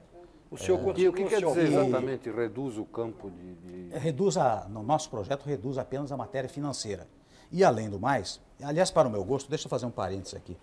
É interessante que a gente precisa fazer essa regulamentação das medidas provisórias, porque nós temos realmente pouco apreço pela Constituição. Se nós fôssemos levar a Constituição a ferro e fogo, não precisava de regulamentação nenhuma. Não é? A Constituição diz só em casos de urgência ou interesse público relevante. Portanto, 2 pressupostos. E aí cabe ao Congresso julgar essa urgência e relevância no CCJ. Eu faço aqui um meia-culpa em nome do Congresso. Porque a primeira porta é o Congresso julgar exatamente a urgência e relevante. E ele sempre julga o Congresso podia rejeitar. O Congresso podia rejeitar e não rejeita. Olha, o senador Fogaça, que tem um projeto que está sendo debatido no Senado, né? Ainda ontem publicou, não sei se foi no Jornal do Brasil ou no Globo, um artigo dizendo exatamente isso. Olha, há o nosso projeto, mas o fato é que o Congresso poderia reunir-se, as chamadas comissões, né, tanto de admissibilidade, que é a urgência ou relevância, como de mérito. E o que o senhor atribui essa atitude do Congresso, que reclama a independência, mas ao mesmo tempo age com submissão? Olha, eu vou dizer a você, eu na presidência da Câmara agora, na medida que eu possa colaborar, porque esta não é uma função exatamente da Câmara, é uma função do Congresso, quer dizer, as comissões são comissões mistas, né? Eu, na medida do possível, vou procurar o senador Antônio Carlos nesses dias, para cuidar exatamente de fazer isso, que as comissões comecem a se reunir, não é? Nos 5 dias preliminares da vigência da medida provisória e cuide de dizer se é urgente ou relevante ou não. Do instante que nós começarmos a fazer isso, vocês verão que nem é preciso regulamentação. Né? Então eu sou, só para responder ao telespectador, eu sou contra a edição indiscriminada de medidas provisórias. Isso retira um pouco a possibilidade de um debate mais amplo, né? Veja, quer dizer, quando se passa no legislativo, o deputado discute mais amplamente o tema, né? Veja, o senhor já conversou com o presidente da República? Perdão? A redução, você já conversou isso com o presidente da República, a redução de entrada de medida provisória? Olha, conversei no passado, quando líder do PMDB e quando nós produzimos essa emenda constitucional, eu fui a ele, comuniquei, disse que no partido se entendia que esta era a melhor maneira. Depois fui até o ministro Jobim, que trabalhou muito nessa matéria, né? O ministro Jobim trabalhou muito nessa matéria da medida provisória, mostrei a ele o projeto, não é? Mas depois, enfim, havia outros projetos, criou-se a comissão especial e até hoje não se conseguiu uma regulamentação definitiva. Mas se eu entendi direito, o senhor foi, na época da Constituinte, radicalmente contra a criação desse Instituto das Medidas Provisórias. Sim. Mas, enfim, foi criado dentro daquele espírito que o senhor relatou. Agora o senhor é contra, mas não é tanto, quer dizer, o senhor admite a medida provisória, mas para algumas coisas não é mais a mesma posição? Pelo seguinte, eu acho que as posições radicais, maniqueístas, né, que você, né, o bem está só do meu lado, é uma coisa complicada. Era o caso do passado, quando o senhor não, olha, naquela época, nós estávamos num processo de redemocratização muito agudo e eu tinha muito medo de qualquer instrumento que ficasse à disposição do Poder Executivo.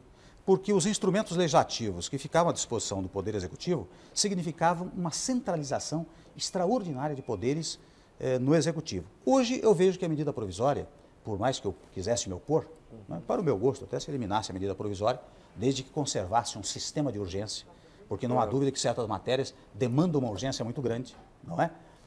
Eu não teria objeção. Agora, eu vejo que a medida provisória, digamos assim, pegou, não é? Então, o que nós precisamos é discipliná-la de uma maneira que haja uma restrição. Agora, disciplinando, restringindo, também o Congresso vai ter uma nova responsabilidade, né, de votar. Porque também não adianta ficar tudo parado. Claro.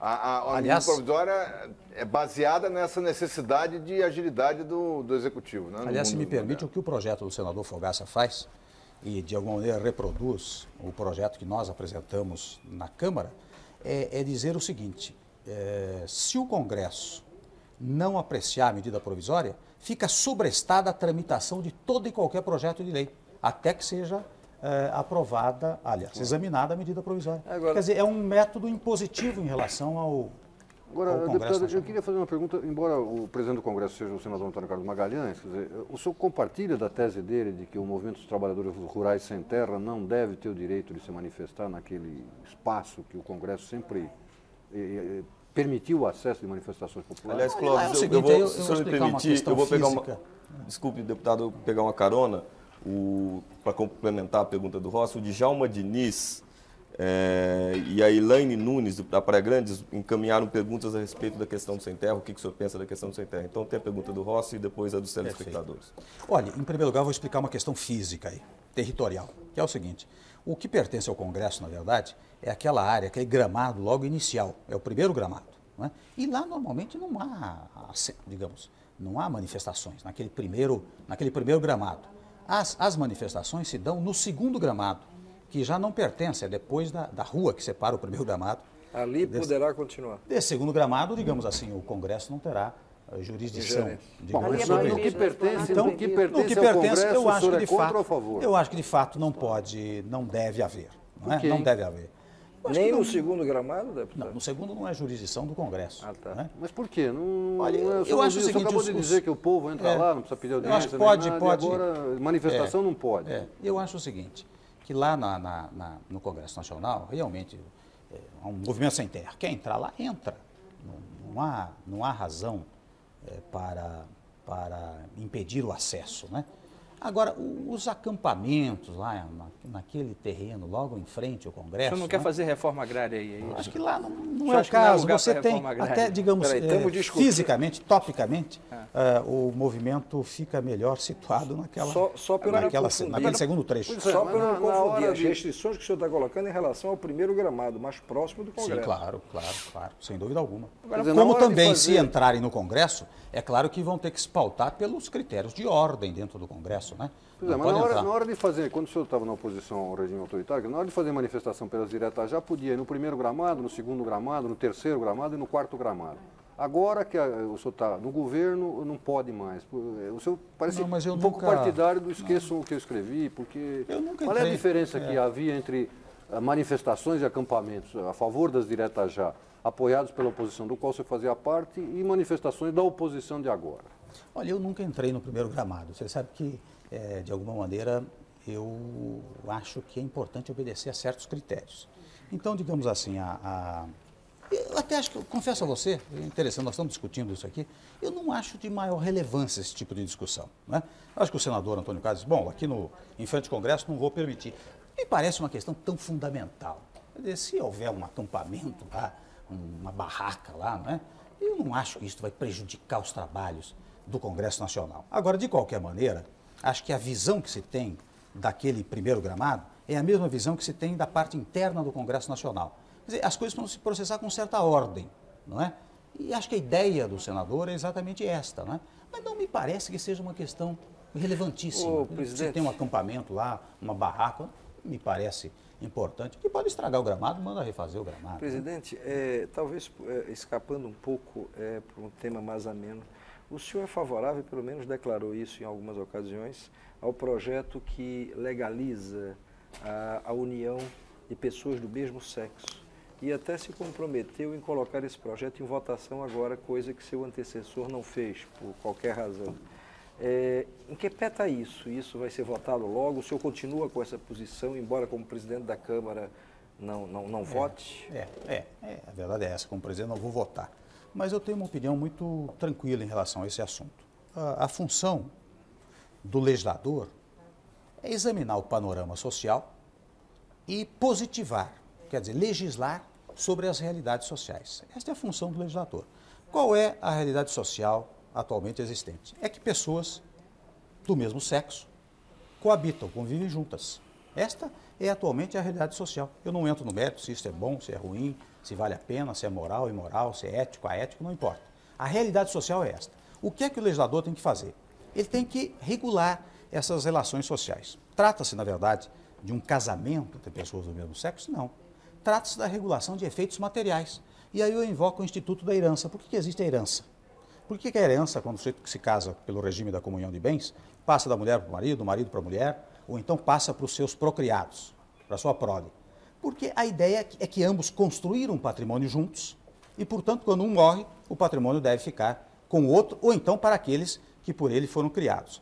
O que o projeto pretende? É exatamente isto, quer dizer, há uma nova realidade social, pessoas do mesmo sexo convivendo juntos, portanto, a hipótese é de que a construção deste patrimônio foi uma coisa comum. Então, o que está se regulando, de alguma maneira, é uma espécie de herança. O senhor não vota, mas coloca na ordem do dia. O senhor vai colocar em votação? Coloco do instante em que venha... Já está pronto para entrar. O Luiz Eduardo não botou porque, segundo ele, não passaria. Do instante em que as correntes partidárias lá entendam que deva colocar, eu coloco, não tem nenhuma objeção. O senhor está sentindo muita oposição ao projeto ainda? É um projeto polêmico. É um projeto polêmico, sou obrigado a admitir. Ou seja, não passa nesse momento. Se puser, não vai. Eu acho que é preciso trabalhar muito para passar. Então, melhor esperar mais um pouco. Não sei, aí tem a autora do projeto, né? Tem os que trabalham a favor do projeto, eles é que dirão. Presidente, em que medida o presidente da Câmara sabe o que vai passar e o que não vai passar? Olha, a gente não sabe exatamente, né? Muitas vezes desconfia. Há uma coisa tão avassaladora que você sabe que vai passar. Mas há projetos muito polêmicos em que fica difícil a avaliação. Né? Agora lá se conversa muito. Suécia? Nós conversamos muito, né? Então você tem tendências, por exemplo, quando os líderes partidários resolvem dizer que vão aprovar, não é? A tendência é que se aprove. Esta é a verdade. No PMDB, quando dizia, olha... As bancadas estão obedecendo os líderes? Olha, quando o líder se manifesta favoravelmente, pelo menos 80% da bancada acompanha. Isso eu tenho visto com muita frequência. Tem sido a tônica, lá 80%, 85%, acompanha o líder. Né? Só queria lembrar, o senhor não respondeu a pergunta dos telespectadores sobre a opinião do senhor... Do Sem Terra, claro, o problema da reforma agrária, da reformulação fundiária. Né? Olha, eu acho o seguinte, a reforma agrária é uma coisa que virá indiscutivelmente do país. Eu acho que é uma coisa que ganhou uma tal força que ela será, digamos, inevitável. E será inevitável, eu creio, para o bem do país. Agora, quais os padrões para esta reforma agrária, para esta reformulação fundiária? Em primeiro lugar, você não basta, vou dizer aqui coisas óbvias, né? Não basta distribuir a terra. E, evidentemente, está proibido distribuir terra produtiva, porque a Constituição diz que terra produtiva não pode ser expropriada para efeitos de reforma agrária. Até eu tenho uma tese de que a terra produtiva, se houver pagamento em dinheiro, ela pode ser desapropriada. E daí o poder público faz o que quiser. Ela não pode ser expropriada para pagamento com títulos da dívida agrária. Essa só a chamada terra improdutiva. Agora, não basta dar terra para o indivíduo. É preciso criar uma infraestrutura, não é? Você tem que criar a infraestrutura. No governo Montoro, nos primeiros momentos, eu fui procurador-geral do Estado e, num dado momento, nós cuidamos de fazer um assentamento lá no Pontal do Paranapanema. O que acontece no Pontal do Paranapanema? As terras lá são consideradas terras públicas, terras devolutas. Nem todas. Uma parte, pelo menos. Uma grande parte. Então, nas chamadas terras devolutas, nas chamadas terras públicas, há fazendeiros que estão lá 80, 90, 100 anos, né? E ainda estão pleiteando do Estado a chamada regularização da posse. E ainda não a obtiveram. O que nós fizemos em algumas oportunidades? Nós fizemos um acordo em que o fazendeiro cedia, digamos, passava 30% da sua terra para assentamento e o Estado regularizava a posse dos restantes 70%. E com isso foi possível fazer assentamento. Fizemos isso também no governo Fleury, também chegamos a fazer isso. E foi uma coisa curiosa, porque nós fomos festejados lá, eu, o secretário da Justiça na época, né, por causa de um assentamento lá na cidade de Presidente Prudente.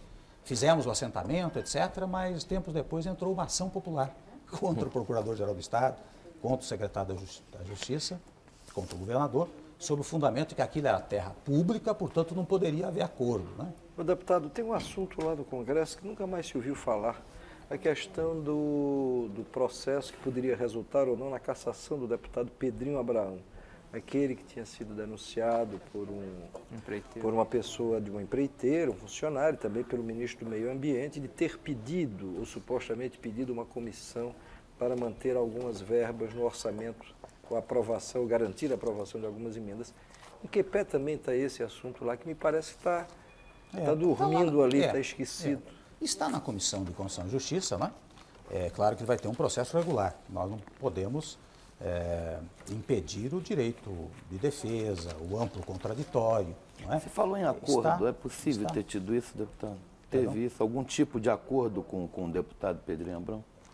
Para paralisar esse tipo não, aí não é possível acordo, né? Da mesma forma aquele outro daqui de São Paulo, Marquinhos Chedid. Esse já foi. Não é estranho que esses processos não tenham andado? Em algum momento parou tudo. Marquinhos Chedid já foi absolvido. Na Comissão de Justiça. Pois foi absolvido e que era uma... Foi absolvido logo depois da emenda da reeleição. E vai a plenário brevemente. Quer dizer, o plenário é a última palavra, né?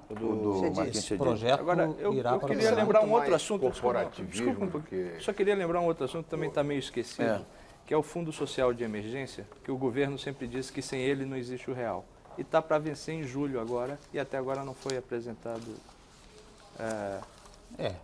Aí eu suponho que... Nenhuma prorrogação do fundo.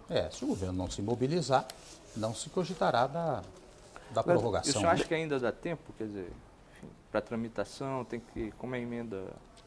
Eu não saberia dizer a você. Em dois turnos. Deputado, é possível que o governo venha tentar novamente o Fundo Social. Né? Por enquanto não houve nenhuma manifestação. Voltando à questão da reforma agrária, é possível ter alguma mudança na estrutura agrária do país com essa bancada ruralista forte, como tem no Congresso, a favor de não mudar nada? Eu acho que é possível. É possível. Essas coisas, quer dizer, conviver na democracia é uma coisa difícil, né? Porque você tem sempre dois lados. Os dois lados é que fazem o equilíbrio. Não é? Então, as coisas que saem, elas podem sair equilibradas. Não é? Foram aprovados projetos, né, na referência à reforma agrária, o rito sumário. Não é? E houve mais um que agora me escapou, hein? ITR, não é verdade? Então, é possível, quer dizer, você confronta os dois lados e acaba produzindo uma coisa equilibrada. Acho que é possível. Ainda nessa questão, o senhor falou, no meio da sua fala, o senhor falou em terra produtiva poder ser desapropriada, pagando em dinheiro e tal. Isso desde que o dono queira vender? Ou o senhor acha que não? Eu acho que desapropriação é uma coisa que... Porque a desapropriação para efeitos de interesse do Estado, reforma agrária, é uma desapropriação paga com títulos da dívida agrária, né? Se o poder público resolve desapropriar pagando em dinheiro... Mas isso é uma novidade, quer dizer, o senhor está indo mais adiante do que não se consegue nem desapropriar. Sim, eu acho que é uma coisa quase impossível. Agora ela estava falando em produtiva e eu acho quase impossível porque também o poder público não teria, digamos, dinheiro suficiente, pelo menos imagino, né, para começar a fazer desapropriação de amplas áreas produtivas. Né? O Sidney Júnior de Araras e o Ronaldo de Oliveira de Araraquara, os dois querem saber se o senhor é a favor ou contra a privatização da Vale do Rio Doce. Olha, eu acho o seguinte, o governo está caminhando por um terreno um pouco mais convincente. A primeira hipótese da privatização da Vale era apanhar todo o resultado dessa privatização para reduzir a dívida pública. Esta era a primeira ideia em relação à privatização da Vale. Neste momento, já se pensa em destinar 50% para tanto e 50% para o Fundo de Reestruturação Econômica, quer dizer, algo que venha a promover o desenvolvimento do país. E isso realmente é algo que está, eu sou obrigado a dizer, é algo que está faltando ao governo Fernando Henrique, né? Quer dizer, promover um pouco mais o desenvolvimento. Eu ainda, digamos assim, na medida em que isto se consolide, se você tenha metade do valor para esse fundo de reestruturação econômica, e além do mais, eu devo acrescentar mais um dado, é que nesta privatização da Vale já está garantida a participação de pelo menos 10% das ações, entre preferenciais e ordinárias, né, para os funcionários. E mais ainda, uma coisa que ainda hoje eu tomava contato, o governo vai estabelecer um mecanismo pelo qual ele tem, durante um certo período, uma espécie de uma ação que tem poder de veto. Então você não pode mudar as finalidades da Vale, você não pode mudar o nome, você não pode mudar objetivos, etc. Eu não conheço na inteireza o projeto do governo, mas eu acho que nesta linha talvez fosse possível. Deputado, podia introduzir um assunto que surpreendentemente não apareceu até agora, que é a famosa CPI dos precatórios. Quer dizer, dois governadores do seu partido parecem ter sido colocados numa situação, digamos, bastante esquisita nessa história, com suspeitas gravíssimas, né? Isso não acaba manchado de uma vez por todas? Sigla PMDB? Como é que o senhor está analisando esse processo todo da CPI dos precatórios? Olha, eu tenho acompanhado esse processo naturalmente, né? E o que eu verifico é o seguinte, o grande problema da emissão dos títulos para pagamento de precatórios é que eles se destinavam, por força do artigo 33 das disposições transitórias, a pagar as dívidas, né, estaduais, municipais, ocorridas até a data da promulgação da Constituição. Portanto, emitiam-se os títulos apenas para esta finalidade. E aí, dois problemas se verificaram. Um primeiro é que alguns governos utilizaram essa verba para outros pagamentos que não os precatórios. Mas o problema mais grave que surgiu agora durante a CPI foi que, durante esse período, houve a contratação de corretoras privadas às quais se pagou verbas astronômicas a título de honorários financeiros e de outra natureza, né? Então, este foi o principal problema. O que é que ocorreu aqui no estado de São Paulo? Aqui as negociações foram feitas por meio da corretora Banespa. Não houve intermediação de corretoras particulares. Primeiro ponto.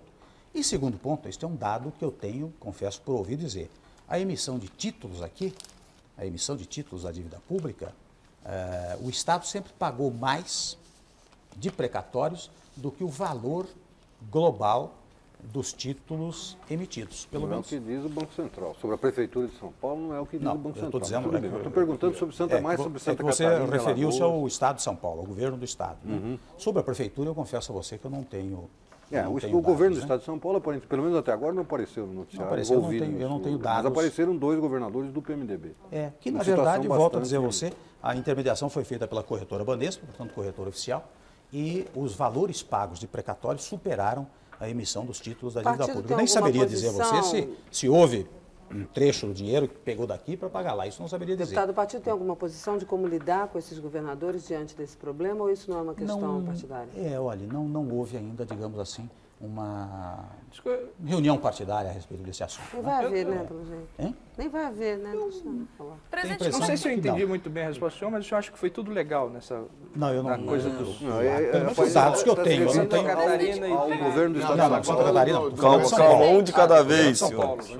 Só de São Paulo. E em relação aos outros 2 partidos, os outros 2 governadores do seu partido, senhor? Eu não tenho dados. Presidente, como é que o senhor acha que vai terminar essa CPI? Enlaranjada, como diz o relator Roberto Requião? Não, eu acho que não. O que leva o senhor a crer que não? Se for laranjada, será uma bem azeda. Eu creio que ela vai apurar responsabilidades. Mas a de CPI pode. Ou de peixões? O senhor acha que é possível... De peixinhos ou de peixões? Olha, eu acho que todas as responsabilidades. Você veja que hoje os jornais até dizem o seguinte, que o senador de Santa Catarina está pedindo, recomendando, né, só pode fazer isso, recomendando às Assembleias Legislativas o impeachment de governadores. Né? O senhor acha que chega aí, presidente? Não saberia dizer. A decisão de proclamar o impeachment não é uma decisão das Assembleias locais, não é claro, decisão da mas CPI. O senhor acha, não tem nenhuma tradição quer dizer, teve o presidente Collor e fora ele, esse tipo de coisa, tudo é meio que ajeitado. O senhor acha que é possível, por exemplo, hoje a situação de Santa Catarina, a situação de Alagoas e a situação de Pernambuco é bastante grave. Parece que existem evidências de que houve realmente um envolvimento muito desagradável dos governos desses estados. O senhor acha que é possível chegar ao impeachment? Não saberia dizer, porque vai depender, eu volto a insistir, não, Rui, vai depender das Assembleias Legislativas. E aí você vê que entra um critério político muito acentuado, não é? É saber quem tem maioria ou minoria nas Assembleias Legislativas. Agora, quando diz respeito, por exemplo... dizer. O que a CPI vai fazer, se me permite, é mandar as conclusões para o Ministério Público. O Ministério Público vai tomar providências de natureza penal, de natureza administrativa, isso não há dúvida. E quando algo diz respeito ao Senado, ao Banco Central, como é que o senhor vê essa questão? Olha, eu acho que essa CPI teve o efeito de despertar o problema, né? Quer dizer, hoje ainda pela televisão eu vi uma entrevista do ministro Malan dizendo que vai opor as mais sérias resistências a essa hipótese de emissão de títulos da dívida pública pelos estados e municípios, né? O senhor acha que o Senado não tem nada a ver com isso? Não, acho que tem. O Senado aprovou. Não é? O Senado aprovou. Mas o Senado não está apurando. Quer dizer, há um presidente na época, um senador na época era um presidente da Comissão de Assuntos Econômicos que não aparece, não se toca o nome dele. Enfim, aparentemente o Senado não está muito interessado em digamos assim, cortar. Eu não tenho muito essa impressão. Acho que a comissão está fazendo, olha, o noticiário ocupa às vezes 3, 4 páginas das atividades da comissão. O Banco Central só acha que tem participação na história também? Participação teve, eu não sei qual foi. Participação negativa. Qual foi a natureza da participação. Eu acho que. Veja, o problema é o seguinte: como é que chega a coisa no Banco Central? Chega um pleito dizendo: eu vou cumprir o artigo 33 da Constituição. Tenho tanto em precatórios, preciso emitir tantos títulos. O Banco Central acaba autorizando, vai ao Senado, o Senado aprova. Depois o problema é da aplicação aqui, não é? Agora, eu confesso a vocês que eu não manipulo, não manejo bem esses conceitos. Mas eu suponho que esta aplicação dos recursos advindos dos títulos emitidos pelos estados comporta uma prestação de contas ao Banco Central. Eu suponho que isso tenha sido feito, não é? E aí eu não sei qual é o tamanho do exame que o Banco Central fez desta prestação, porque não basta prestar no papel, é preciso prestar, verificar, mandar fiscalizar o Banco Central. A competência é fazer exatamente isso. Felizmente nós estamos chegando ao final do nosso programa. Eu gostaria de fazer uma última pergunta para o senhor. É fácil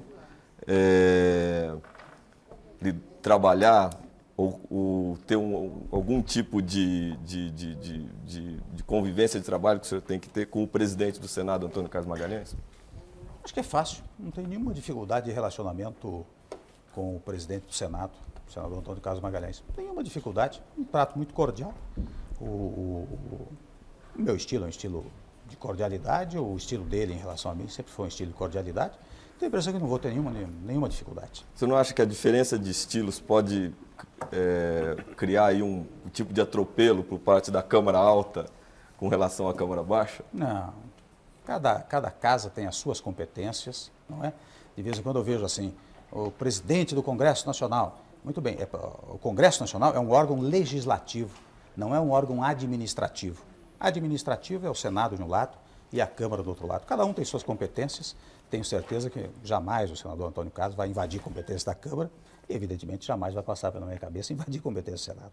Acho que será um trato civicamente cordial. Eu gostaria muito de agradecer a sua presença aqui essa noite no Roda Viva. Queria registrar que aqui nós recebemos vários faxes criticando aí a atuação dos jornalistas. Eu gosto de fazer esse registro porque acho que é um direito do público, porque interromperam várias vezes o senhor durante as respostas e também porque alguns telespectadores acharam que havia uma tendência antigovernista dos jornalistas. Eu sempre repito aqui que a nossa missão é perguntar e perguntar muitas vezes não está do lado de ninguém. Mas eu vou defender os jornalistas. Na maioria das vezes não está do lado de ninguém. Eu vou defender os jornalistas, eles se interromperam no momento certo. Tá certo. E também queria registrar aqui que os dois sobrinhos do senhor, Adriano e o Marco Antônio, mandaram um beijo e um abraço para o senhor, tá bom? Eu gostaria de encerrar o Roda Viva agradecendo aqui a presença dessa bancada de entrevistadores. Hoje nós tivemos uma bancada de jornalistas realmente importantes que atuam na imprensa brasileira. Gostaria de agradecer a sua atenção e lembrar que o Roda Viva volta na próxima segunda-feira, às 10h30 da noite. Até lá, uma boa semana para todos e uma boa noite.